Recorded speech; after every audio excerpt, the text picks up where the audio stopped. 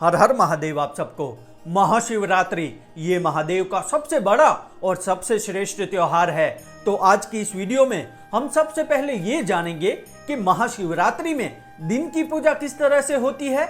उसके बाद रात्रि का समय आता है। अब रात्रि के पूजन में 4 प्रहर होते हैं। अब इन 4 अलग अलग प्रहर में हम जागरण करके भगवान शिव की पूजा करते हैं।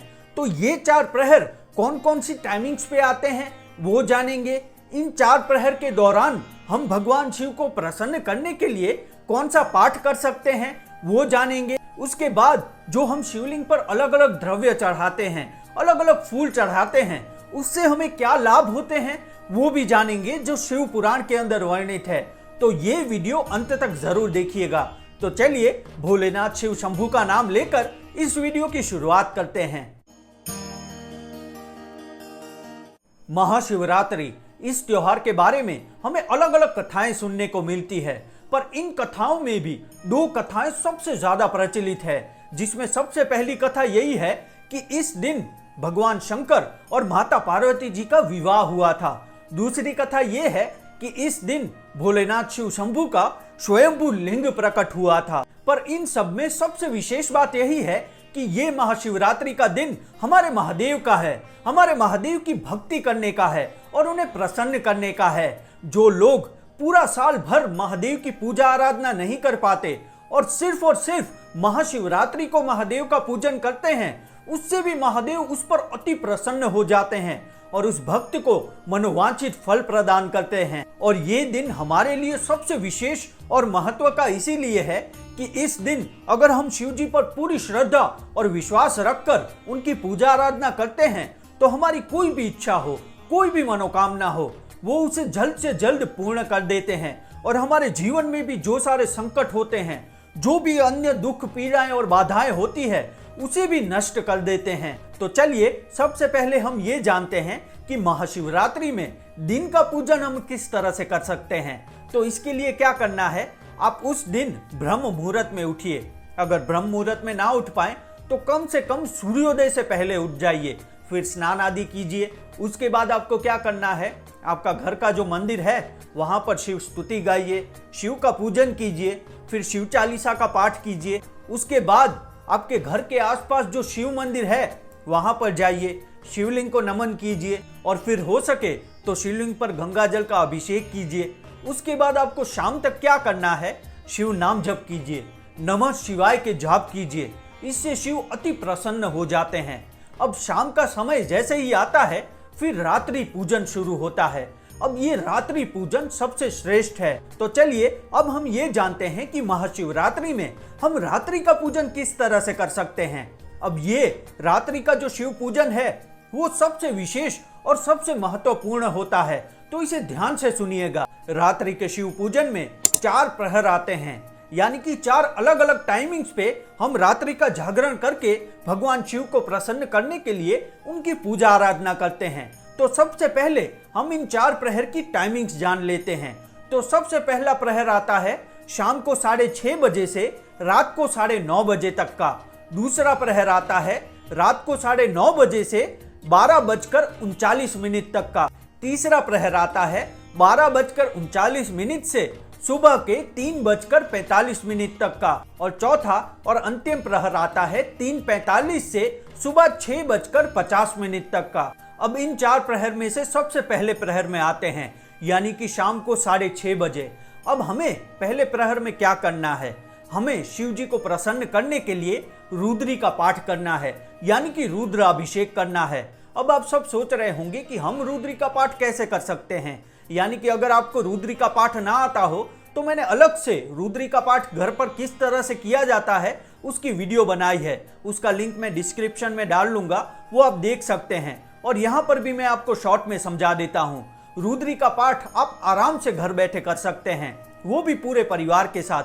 आपको क्या करना है, एक चौकी लेनी है, उस पर एक बड़ा सा पात्र रखना है।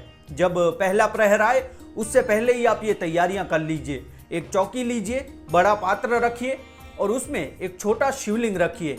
फिर आपको क्या करना है, द्रव्य इकट्ठा करने हैं रुद्र अभिषेक के लिए शिवलिंग पर। तो पहले जो पंचामृत के द्रव्य हैं वो इकट्ठा कर लीजिए, यानी कि गंगा जल, घी, दूध, दही और शहद, ये 5 द्रव्य इकट्ठा कर लिए। अब आपको अलग अलग फूल भी भगवान शिव को अर्पित करने हैं, उससे अभिषेक करना है तो फूल भी आप अलग अलग ले सकते हैं। फिर बिली पत्र है वो भी आप ले लीजिए। फिर अलग अलग जो बाकी के द्रव्य आते हैं उसे भी आप ले सकते हैं, जैसे कि तेल हो गया, फिर तिल हो गए, फिर मूंग हो गई, फिर चावल हो गए, लौंग हो गए। फिर अलग अलग जो द्रव्य है आपकी अनुकूलता के हिसाब से आप वहां पर ले सकते हैं। उससे भी शिवलिंग पर रुद्री के पाठ द्वारा आप अभिषेकम कर सकते हैं। अब सबसे महत्व की बात आती है कि आप जब रुद्री का पाठ करते हैं तब आपको कौन सा पाठ करना चाहिए। रुद्री का पाठ आपको कहां से मिलेगा? तो ये स्क्रीन पर मैं रुद्री का पाठ डाल रहा हूं, उसका आप एक जेरोक्स कॉपी बना लीजिए। और ये पाठ बहुत ही छोटा पाठ है, इसे 3 से 4 मिनट ही लगेंगे एक बार पूर्ण करने में। अब आप संकल्प ले सकते हैं, यानी कि एक बार कर सकते हैं, 5 बार है, 7 बार, 11 बार, कितने भी बार करना हो आप संकल्प लेकर भगवान महादेव को नमन करके इस पाठ का आरंभ कर सकते हैं। अब आप ये पाठ पढ़ते पढ़ते रुद्राभिषेकम ना कर पाएं तो आपके बगल में आपका कोई भी भाई हो, बहन हो, कोई भी परिवार का सदस्य हो, उन्हें बैठाइए। वो आपके बिहाफ से रुद्री का पाठ पढ़ते जाएंगे और आपको कुछ नहीं बोलना है और अभिषेकम करते जाना है। फिर आपको क्या करना है, आपने जो भी संकल्प लिया है, यानी कि एक बार करने का हो या 5 बार, 7 बार, जितनी बार भी हो उतनी बार आप ये रुद्राभिषेकम कर सकते हैं। फिर जो पढ़ रहे हैं वो आपकी जगह पर आ जाएंगे, आप उस साइड चले जाइए, फिर आप पढ़ते जाइएगा, वो अभिषेकम करते जाएंगे। ऐसे आपकी पूरी फैमिली भी ये रुद्री पाठ घर बैठे आराम से कर सकती है। इसमें कोई ज्यादा खर्चा भी नहीं आता और ये महादेव को अति प्रसन्न करता है, खास करके महाशिवरात्रि के इस पावन अवसर पर। तो आपको यही करना है। ये 4 जो प्रहर आते हैं उन चारों प्रहर में आपको ये रुद्री का पाठ करना है। उसके बाद आप रुद्राष्टकम भी गा सकते हैं, शिव स्तुति है, शिव के भजन गाइए, शिव का नाम जप कीजिए। ये सब महादेव को अति प्रसन्न करता है।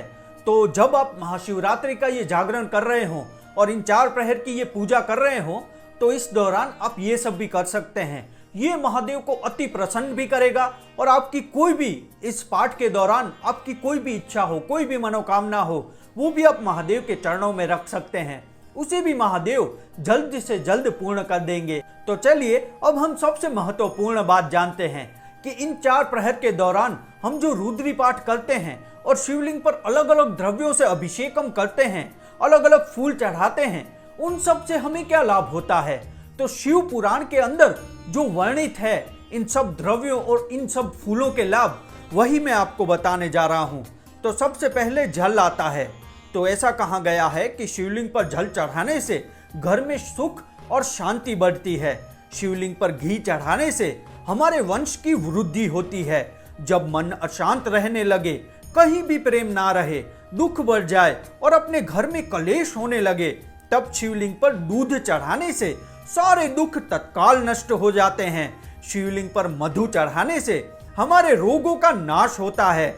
यदि शिवलिंग पर गंगा जल की धारा की जाए तो वो भोग और मोक्ष दोनों फलों को देने वाली होती है।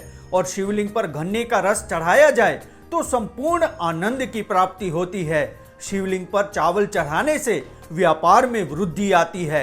शिवलिंग पर तिल चढ़ाने से बड़े बड़े पातकों का नाश होता है। शिवलिंग पर मूंग चढ़ाने से भगवान शिव हमें सुख और शांति प्रदान करते हैं। शिवलिंग पर तेल चढ़ाने से हमारे भोगों में वृद्धि होती है। तो ये तो हो गई अलग अलग द्रव्यों की बात। अब हम ये जानते हैं कि शिवलिंग पर अलग अलग फूल यानी कि पुष्प चढ़ाने से हमें क्या लाभ होते हैं। तो शिव पुराण में वर्णन आता है कि शिवलिंग पर बेल पत्र और कमल का फूल चढ़ाने से लक्ष्मी की प्राप्ति होती है। अगस्त्य के फूलों से पूजा करने वाले मनुष्य को महान यश की प्राप्ति होती है। अड़हल के फूलों से पूजा करने से हमारे शत्रुओं की पराजय होती है। करवरी के फूलों से शिव जी का पूजन करने से हमारे समस्त रोग और पीड़ाओं का नाश होता है। बेला के फूल चढ़ाने पर भगवान शिव हमें अत्यंत ही शुभ लक्ष्मणा पत्नी पाने का आशीर्वाद प्रदान करते हैं। चमेली के फूल चढ़ाने से व्यापार में वृद्धि आती है। जूही के फूलों से शिव जी की पूजा की जाए तो घर में कभी भी अन्न की कमी नहीं होती। तो इसी तरह से शिवलिंग पर अलग अलग द्रव्य और फूल चढ़ाने से हमें ये लाभ मिलते हैं। तो ये थी महाशिवरात्रि की संपूर्ण जानकारी।